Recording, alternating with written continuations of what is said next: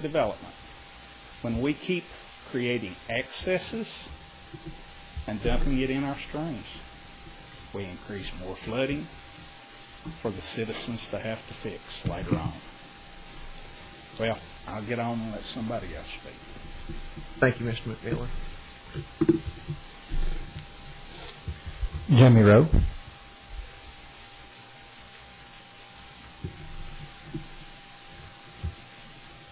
Jamie Rowe, 4215 Caswell Pike. Sorry, they saved me the last because y'all heard me so much today. One thing that I'm concerned about is within the ordinance, they do address sinkhole areas, but we now have in place a policy statement for development in sinkhole areas. When we adopt this ordinance, as I understand it, this will no longer be in effect. They've taken portions of this, but this is a 12-page document that's very important and needs to be still remain in effect. I'd just like to cite some other specific items in the ordinance that could be strengthened to achieve the goals of cleaning up our streams, causing less new pollution, and causing less flooding while meeting the requirements that we have to meet under EPA. The ordinance says developments that disturb 1 acre or less, and that's what I think Mr. Harmon alluded to, are exempt from requirements for a grading permit and a stormwater management plan. We know that sediment yields from uncontrolled construction sites may be several hundred to several thousand times the annual sediment yields from most developed urban areas. Small areas of active construction can contribute much more pollution to our streams than even entire cities. Developments that disturb less than 10,000 square feet, we just cannot let that be exempt. The county needs a strong, enforceable plan to detect and eliminate illicit discharges. This is not my idea. This is what the EPA requires. This is not something that I know one of the people that asked a question, we won't ever be out from under a phase 2. This is from now on. And I think really it's a result of ignoring the Clean Water Act of the 70s.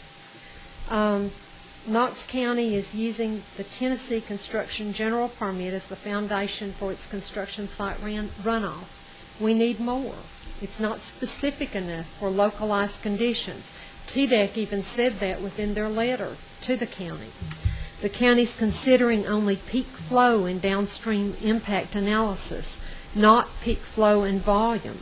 We can't afford to be irresponsible regarding flooding. Flooding is more and more common in our county due to increased volumes of runoff and the inability of the development and downstream to transport the peak flow and the volume.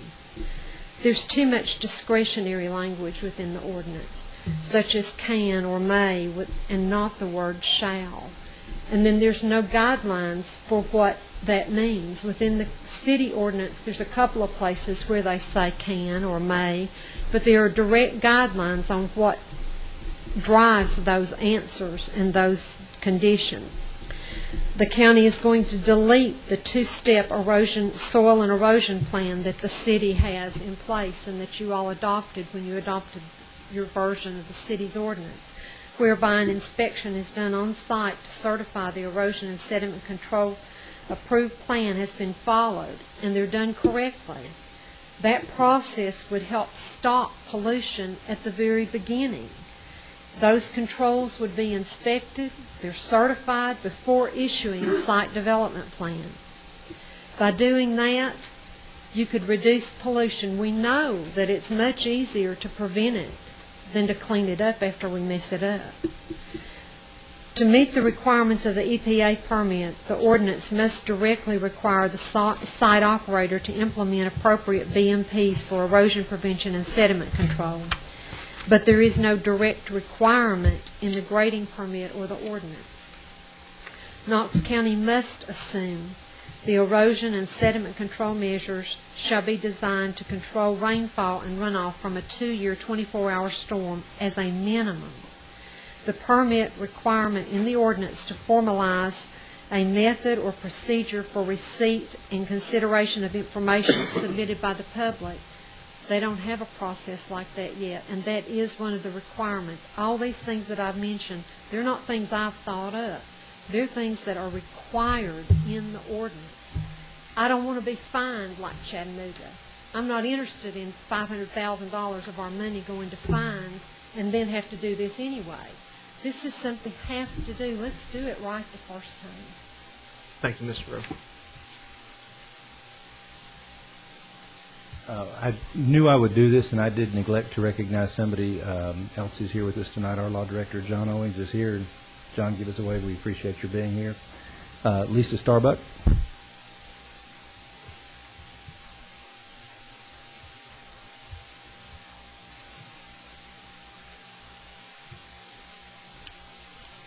My name is Lisa Starbuck. I live at 6229 Baberly Road in northeast Knox County. Many of you have heard me before speaking, and you probably know what I'm going to say. But I would just submit to you that this is one of the most important ordinances that you're going to work on this year, and maybe even in the next 10 years, because there's three things that none of us here on earth can do without, and that is land, air, and water. And this is probably the one chance that we have. We have such wonderful water resources here. This is a great opportunity for us to protect those water resources for the future. And so I would urge you to keep that in mind. Keep in mind your children, that they must have clean water for the future. We all must have clean water to survive. I am a member of the Mayor's Stormwater Board, and we have been meeting about this and listening to it for a long time about all of the different aspects of this and what the implications are for all of Knox County. I would encourage you to fund fully. We have not made our recommendations yet, and there have been all kinds of wild numbers thrown out about what it's going to cost and what it's going to take, but there are a couple of things I'd like you to consider.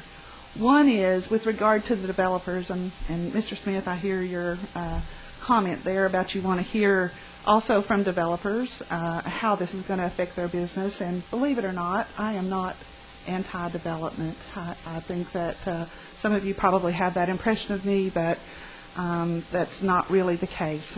I'm all about responsible development. And I think that one thing about all of this that's being brought upon us is that there is plenty of pain to spread around. The homeowners are not going to be happy when they find out that there are these new regulations that they're going to have to pay for, number one. Number two, that homeowners are in the future going to be required to maintain these stormwater structures, that it's going to be their responsibility. If you buy a piece of land and it's got stormwater structure on it, you're going to be responsible for that, and if you don't maintain it, then the county can come in and clean it up and charge you for that. So homeowners are going to have to be paying a lot for this, and so, that's going to bring pain on them. I think the development community is concerned because of increasing cost and putting more regulations on them in an already competitive market.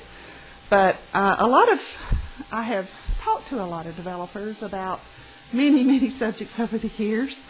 And one of the things that I've heard them say is that, if everybody had to do this, this would make it easier for me because, you have good developers and you have bad developers.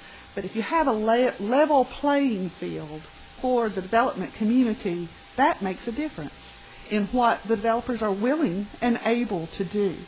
And so I would just encourage you to keep that in mind, that there's going to be not only something to like for the development community in that, they're going to be released from their future obligations if they go in and develop a subdivision responsibly and get signed off on the stormwater things that they have in place, the structures they have in place, that's the end of their obligation, as I understand it. Number one, and so that there's going to be something good for them. Plus, of course, they live here and drink the water too. but also that, homeowners are going to be paying for this too. So